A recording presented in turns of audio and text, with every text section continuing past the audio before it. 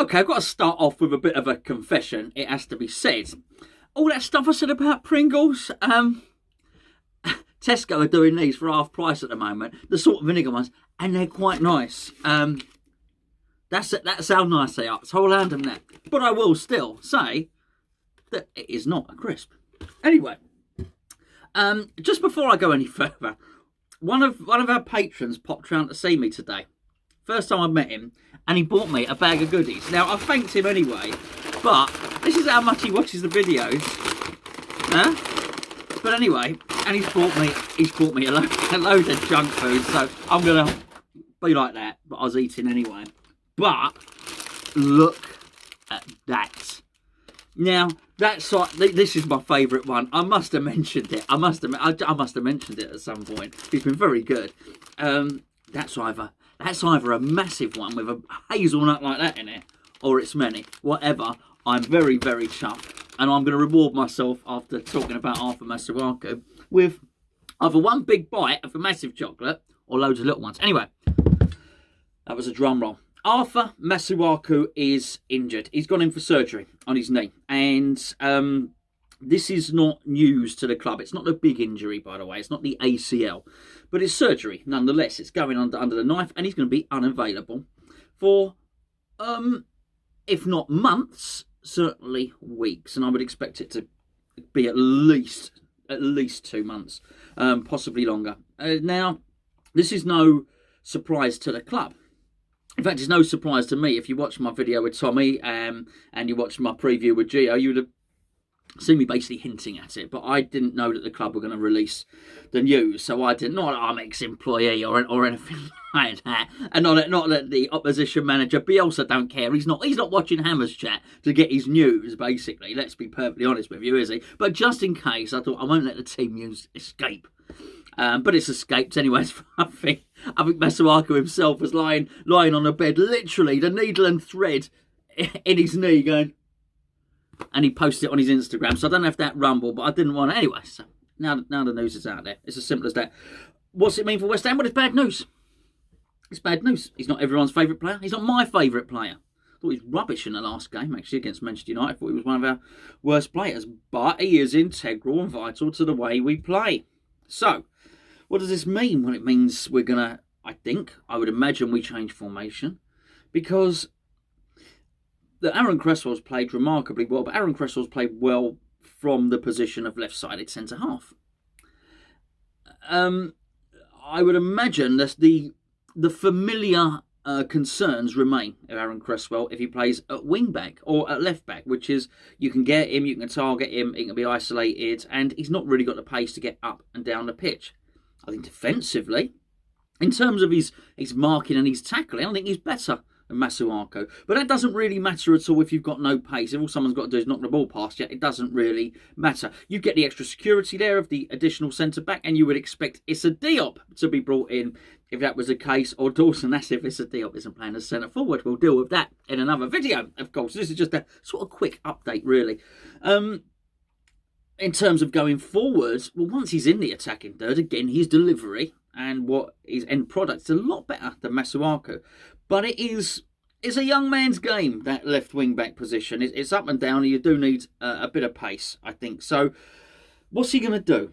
Well, whilst at left-back you still have the defensive concerns, without the security of the left centre-back inside of you, if you pardon the expression, you don't have to get up and down the pitch quite as much. So, I do think this is the opportunity, which is why I said it on the preview, for David Moyes to bring Benrahma into the team and to start him. And I think it has to be so.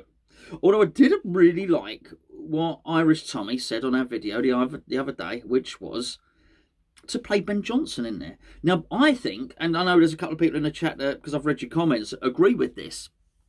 I think Ben Johnson, even though he is right-footed, I think he plays better on the left. So I don't know why. It's a strange one, isn't it?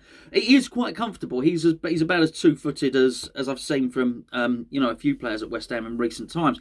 I don't know. He just looks more comfortable there. If you remember, he made his debut. Pellegrini made his debut against Manchester City. Played on the left as well. And I think his next game possibly was against Manchester City as well. And again, Pellegrini played him on the left. he looks more comfortable there. He looks a bit like a fish out of water when he's played on the right. I don't know why it would. I'll give you no tactical insight, but I do think it's an option for David Moyes, and one I'm very, very interested in. And now it's actually quite funny that Bielsa's named his team, and I think he named his team with a touch of bravado. Here's my Leeds team, here's the starting lineup, do what you want. Sort of like that, really. But I think maybe he was trying to get something out of David Moyes tactically. Well, I would imagine at this particular point, David Moyes is probably at a little bit of a loss. But the reason I said at the start of the video, this is no surprise to the club, it's been known for a little while that this was going to happen. It was certainly been known very, very early on, even at tail end of last week, that he was going in and he was having the scans and so on and so forth. So it's not like, as of today, David Moyes has got to construct a tactical plan to work out sort of what's best in this situation. You'd imagine he'd have something up his sleeve, but what it does do in terms of how Bielsa's concerned is Bielsa must be looking at it now thinking, oh, actually, I now don't know what West Ham are going to do. It's all very well puffing your chest out and saying, yeah, come on then, bring it on, this is my team. But actually looking at it, he probably doesn't know whether we're going to play a back four, a back three, back five. Ben Johnson, left wing back. Cresswell. I don't know. What is going to be really interesting is if he sticks with the same formation, is he going to stick with Cresswell at left centre half? And I think if he does, I think he should. Because, let's be fair, he's probably the most creative central defender in the Premier League at the moment, isn't he, Aaron Cresswell? So I think you lose something. You lose more than you gain if you drag Aaron Cresswell and put him out on the left. I think you deliver a frailty to the team because you've got somebody who sort of ain't up for it in that wide position anymore. So you've gained a frailty and you lose a little bit of attacking impetus because he's a lot harder to mark when running forward from left centre back. It's easier.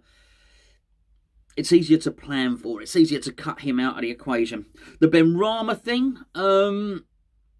I think it's time. I really do. I thought it was time anyway. And as if you listened to the preview last night, as I very much said to Gio, I would prefer him, all things being equal, if everybody had been fit, just for Fornals to come out and for Benrahma to go in. But I think now, if he is going to do a straight swap, then that will be it. I do think if Benrahma comes in, the formation does change, though. I think Benrahma plays as a left winger. If we do that, he can't be as a left winger as we saw against Aston Villa. We can't have him defending for large percentages of the game. If you're going to bring a creative player in who's as good as that, who is as exciting as that, then I think it maybe forces the decision of David Moyes to say, do you know what? Let's have him attack him. So do I want to see him play? Yes. If he plays on the left-hand side, I understand why. We've just lost a left-sided player, and certainly left-sided player who, in Masuaku, who when travelling up the pitch and dribbles with the ball at his feet, that is an asset to travel up the ball and to carry the ball up the pitch and gain sort of 30 yards. Your defence push up. That's advantageous for us to do that. Granted, we've lost one of those, so I understand the desire that David Moyes might have to play Benrahma there. But I want him to stay there and I want him to be up there. And if we're going to do it, and if this is the time to go, if this is the time to press the go button on Benrahma, if he has one, then let's do it. Let's go. Let's attack them. They've got centre-halves out.